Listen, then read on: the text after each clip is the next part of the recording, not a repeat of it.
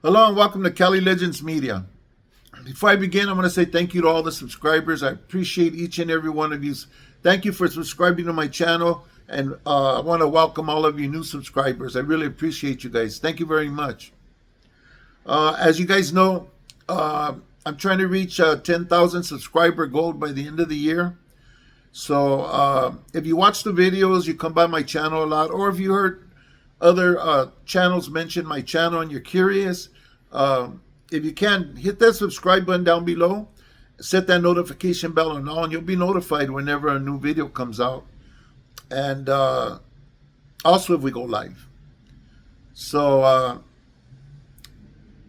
that being said, this is a little bit of a touchy subject. This is the third time I'm doing this video, okay?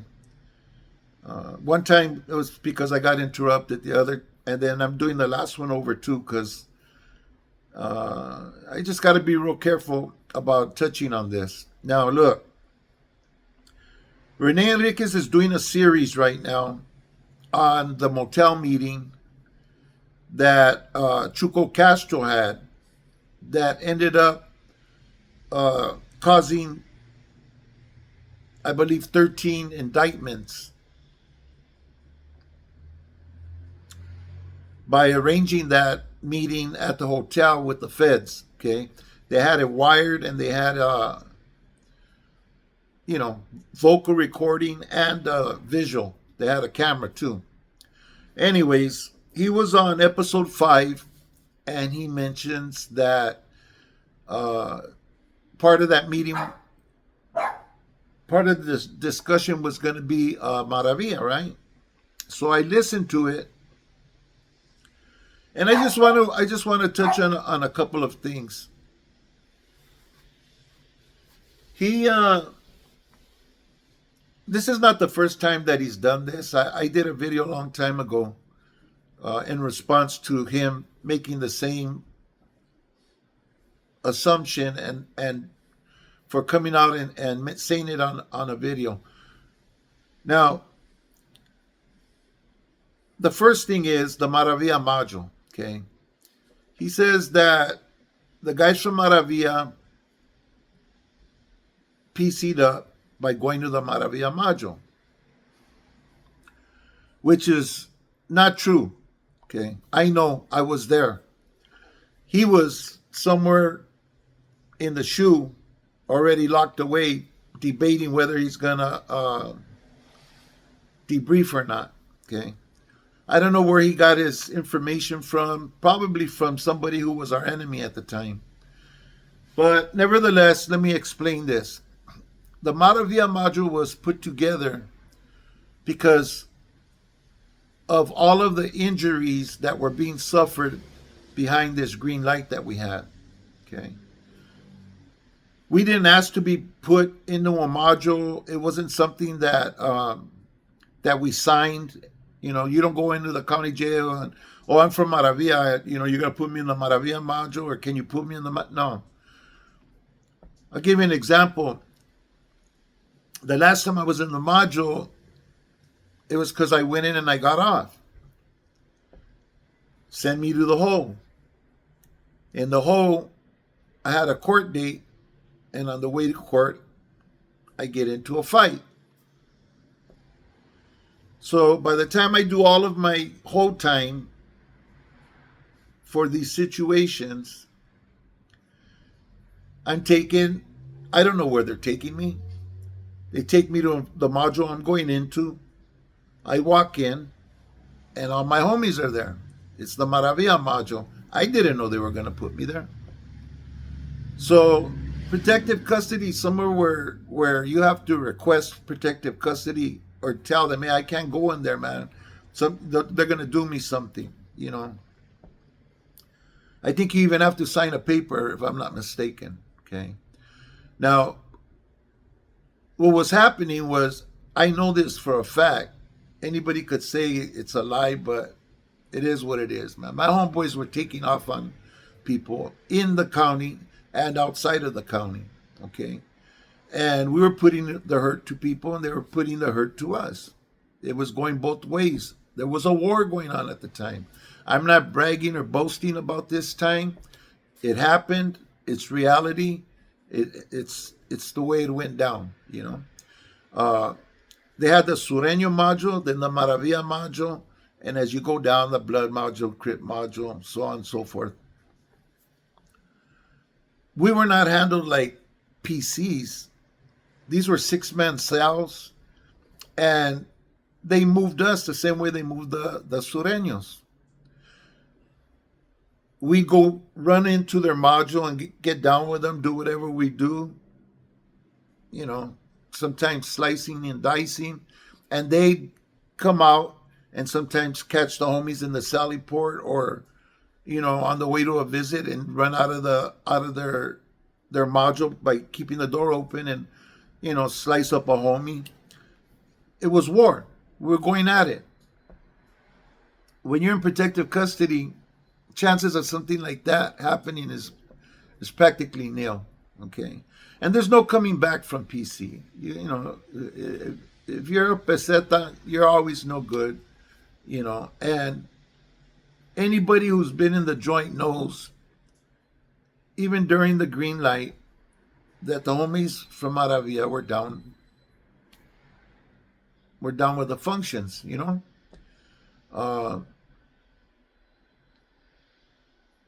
Anyways, it was not a PC module. It was a gang module. Just like after the green light, I went back to the county, and I didn't ask where I was going or where they were going to put me. They put me in the Sureño module, in the gang module. That's what they do with me. They read my paperwork. They see my affiliations. Gang module. It's just where they put us. Okay, so once again, he doesn't know what he was talking about. Secondly, he says, oh, Maravilla is definitely paying taxes. No doubt about it. Now, when that green light came off, I believe that was in 2000, I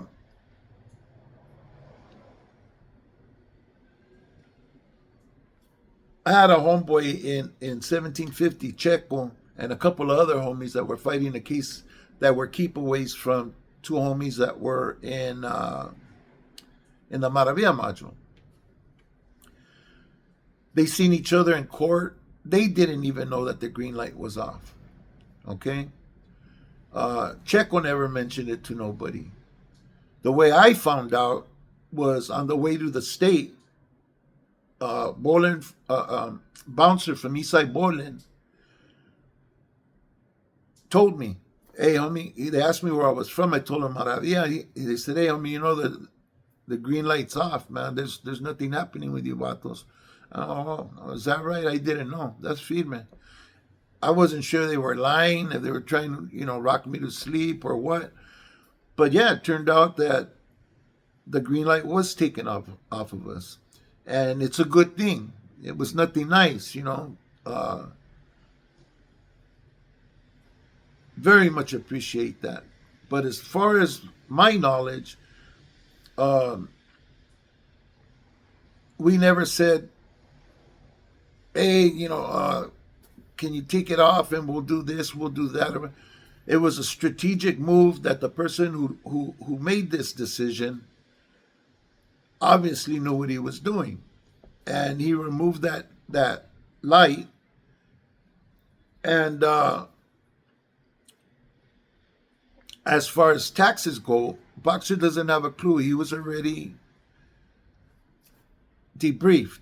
He was out of the loop, out of the circle, so he doesn't know how it works with Maravilla and anybody else that's involved. So for him to say that, he obviously doesn't know what he's talking about. Okay. Let me give you an example. Before the light, you heard it a lot of times. So that Maravilla don't pay taxes. We don't pay taxes. Taxes, tax-free, this, that, and the other, right? Well, my older homies taught me that when I go in and I got clavo, that the right thing to do is to break bread before I do anything else. Uh, Bless the homie that has the house. Why? Because it's his house, and you're a guest, and it's a sign of respect. You know, uh, there was a lot of fighting and warfare and stuff that went on to make that their home. You know, and regardless what anybody says about anybody, I've always been treated good and with respect, man. Nobody's ever disrespected me, taken anything from me, demanded anything from me.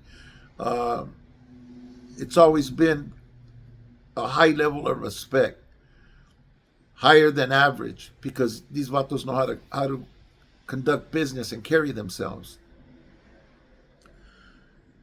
So, as far as taxes go, Boxer doesn't know what he's talking about. Uh, Obviously, anybody that's got something coming is gonna get it. You know, and on top of that, anybody who wants to do what I did is gonna do it. You know, and it's the right thing to do. You know, if you got that kind of mindset, and if you don't, then you don't got that kind of klecha. You don't believe in that. You want to go a different way. It's, you know, we don't in Maravilla, we don't force anybody to do anything. You know, so there's no shot callers. You know, per se. There's leaders. There's leaders, but nobody that can actually call shots like that. You know, as far as in the different barrios, you know. So I don't know how to explain it, but put it this way: it's always more as a mutual respect if that's the way you want to see it, you know. But as far as the way he's making it sound, yeah, it's not like that. I'm not even sure it's like that in any of the barrios where I don't know. I really don't know how it is in other neighborhoods. You know, I know that in this video on the episode 5 that this Joker's doing, if you listen to the guys in the meeting when they're talking about Maravilla, it's mostly all positive talk, except for one guy off to the left who keeps trying to bring up negative shit. You know, he mentions about that since the '60s that we've been going at it. You know, but he failed to mention that from the very beginning, man, the gang of vatos from Maravilla involved, you know, from putting all this together. A chingo of Maravilla involved, you know. So, you know, you gotta use your brain, you know. Especially he's sitting in that meeting talking about something that's really irrelevant. But the rest of the guys, even that Vato Chuco was even talking positive, you know, because there was a lot of homeboys in the joint during the time of the green light, but they were all with the functions. You know what I mean? You know, I didn't understand it when I was young, and I would ask like, well, I you know, I thought like why would you go and do the things you do?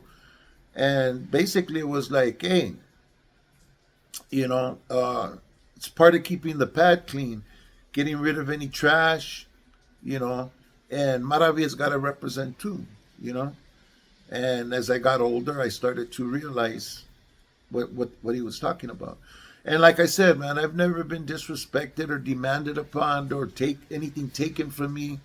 I've heard stories, you know. I'm sure there are people like that, but I haven't met any yet so far. And hopefully now that I'm older and I don't need to go back into any place like that, hopefully I don't meet anybody. I don't want to meet nobody, man. I just want to live my life. And, whatever time I got left, I want to enjoy it. I don't want to be sitting in some prison or some jail, man, because somebody fucking pushed my button. So I try to just, stay on cruise control. Anyways, yeah, this vato, I don't know what his intention was bringing that up, but that wasn't the discussion of the meeting, taxation or anything. He just threw that shit out there, and the module wasn't brought up. Rene just threw that out there, But I just wanted to clear those two things up because obviously you don't know what he's talking about. So you got it straight from somebody who lived it, who was there, who's seen it and been through it himself. Rene's just heard stories, whoever he heard them from.